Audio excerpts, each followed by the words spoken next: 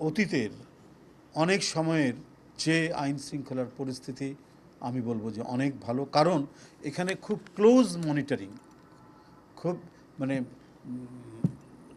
সকাল সন্ধ্যা দৃষ্টি নিবদ্ধ রয়েছে বলেই করতে পারে, মানে এই এই আইন শৃঙ্খলা পরিস্থিতি একটা মোটামুটি একটি পর্যায়ে। হ্যাঁ, আমি তো বলেছি যে একটি রাষ্ট্র সমাজে তো সবাই ফেরেস্তা হয়ে যাবে না। একজন রাষ্ট্রনায়ক, মার্কিন যুক্তরাষ্ট্রের একটা রাষ্ট্রনায়ককে উদ্ধৃতি দিয়ে বলেছি। কিন্তু আপনি দেখুন এর আগে কি ভয়াবহ যানজট হয়েছে, কি ভয়াবহ আপনার কি বলে যে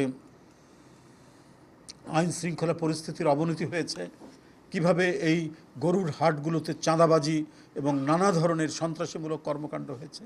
কিন্তু এবারে শক্ত হাতে সেগুলোকে দমন করা হয়েছে, শক্ত হাতে কোনো চাঁদাবাজি সেখানে হতে দেওয়া হয়নি, এবং সরকারের অত্যন্ত দৃঢ় হস্তক্ষেপ ছিল বলেই আপনার যানজট প্রলম্বিত হতে পারেনি, যানজট তেমন টেকসই করতে পারেনি।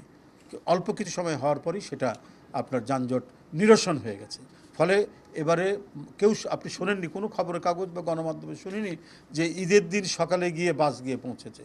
সবাই নির্দিষ্ট সময়ে তাদের গ্রামের বাড়িতে পৌঁছেছেন এবং সকালে তারা ঈদের নামাজ পড়ে যে কোরবানি দেওয়ার সেই কোরবানি তারা দিয়েছেন, এটাই আমরা জেনেছি।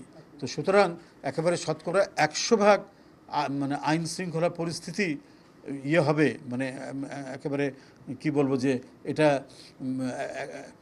আইন শৃঙ্খলা পরিস্থিতির অবনতি তো নয়, বরং একবার সফেদ পরিস্থিতি তৈরি হবে রাতারাতি, এমন কোনো কথা নেই।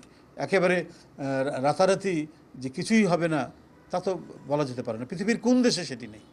তবে দেখতে হবে যে মানে আইনের শাসনটা বলবৎ আছে কিনা, অপরাধ করলে তার শাস্তি হচ্ছে কিনা, এবং অপরাধী যারা তারা ধরা পড়ছে কিনা।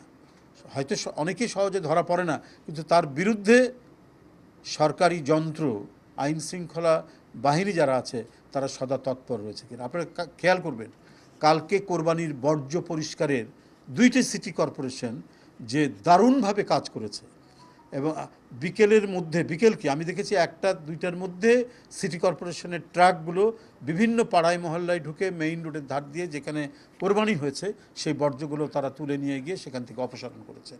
এই যে মানে সদা তৎপর একটি প্রতিষ্ঠান উত্তর এবং দক্ষিণ যেভাবে কাজ করেছে, এটা তো দৃষ্টান্তহীন, আগে তো আমরা এই ধরনের দেখিনি। তার মানে যে সরকার সব কিছুই মানে খুব দৃঢ়ভাবে জিনিসগুলোকে পর্যবেক্ষণ করছেন এবং সেগুলোকে যেখানে সমস্যা হচ্ছে সেই সমস্যা নিরসনে